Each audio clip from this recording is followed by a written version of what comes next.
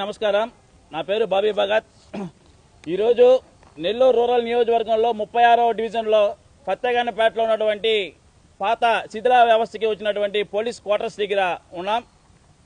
ఇక్కడ కానీ చూసినట్లయితే మనకి 2 అడుగులు వేస్తేనే పక్కనే డిఎస్పీ గారి కార్యాలయం, 2 అడుగులు ఇటు వేస్తే పక్కనే పోలీస్ అధికారులకి సంబంధించినటువంటి అసోసియేషన్ కార్యాలయం. ఇన్ని పక్కన ఉన్నా కూడా రాత్రులైతే ఇక్కడ ఉన్నటువంటి చుట్టుపక్కల యువత మద్యం సేవిస్తూ, గంజాయి పీలుస్తూ, సిగరెట్లు తాగుతూ అసాంఘిక కార్యక్రమాలను ఇష్టానుసారంగా ఈ క్వార్టర్స్లో జరుగుతూ ఉన్నాయి. ఎందుకంటే ఎక్కడో మారుమూల ఊర్లలోనో లేదంటే మారుమూల గ్రామాల్లోనో లేదంటే ఊరి చివరో జరుగుతూ ఉంటే సరేలే ఏదో ఊరి చివర జరుగుతున్నాయనుకోవచ్చు. నెల్లూరు నగర నడిబొడ్డున ఉన్నటువంటి పోలీస్ క్వార్టర్స్లో డిఎస్పీ బంగ్లాకి కళ్ళెదురుగా, పోలీస్ అసోసియేషన్ కార్యాలయం కళ్ళెదురుగా పోలీస్ క్వార్టర్స్లో ఇంత ధైర్యంగా విచ్చలవిడిగా అసాంఘిక కార్యక్రమాలు చేస్తూ, మందు తాగుతూ, విచ్చలవిడిగా పరుపులు వేసుకొని, దిండ్లు వేసుకొని అసాంఘిక కార్యక్రమాలు చేస్తూ, గంజాయి తాగుతూ ఈ విధంగా చేస్తూ ఉంటే ఎక్కడ కూడా ఏ అధికారి కూడా స్పందించిన దాఖలా లేదు. ఎందుకంటే ఎవరన్నా మహిళలు పోవాలన్నా లేదా ఇంకెవరన్నా పోవాలన్నా కూడా అనేక ఇబ్బందులు పడుతున్నారు. దీని మీద అనేక సార్లు కూడా ఇక్కడ ఉన్నటువంటి సంబంధిత కొంతమంది అధికారులు తెలియజేయడం జరిగింది. ఎవరు కూడా ఎక్కడ ఏదో ఆ రోజు మేము చెప్పినప్పుడు సరే స్పందిస్తామని చెప్తున్నారు, కానీ తర్వాత పట్టించుకున్న దాఖలా లేదు. కాబట్టి జిల్లా ఎస్పీ గారికి మేము ఒకటే కోరుకుంటున్నాం, ఈ క్వార్టర్స్ అన్నింటినీ కూడా డమాలిష్ చేసి ప్రజలకు ఉపయోగపడే విధంగా ఇక్కడ ఏదో ఒకటి కట్టనన్నా కట్టండి, లేదా వీటిని పడగొట్టండి.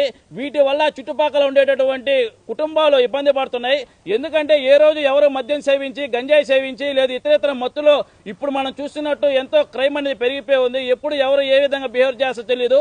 ఇక్కడ ఉన్నటువంటి ఒక క్వార్టర్స్ లో ఒక బ్లాక్ లోకి వెళ్తేనే ఎన్ని బీర్ సీసాలు, మంచాలు, అలాగే బయోమెడికల్ వేస్ట్ సంబంధించినటువంటి ఎక్స్పైరీ డేట్ అయినటువంటి మందులు ఎన్ని ఉన్నాయో చూడవచ్చు. ఇటువంటి క్వార్టర్స్ అనేకం ఉన్నాయి. ఇది కేవలం ఒక బిల్డింగ్ లో మనం తీసినటువంటి ఫోటోలు మాత్రమే.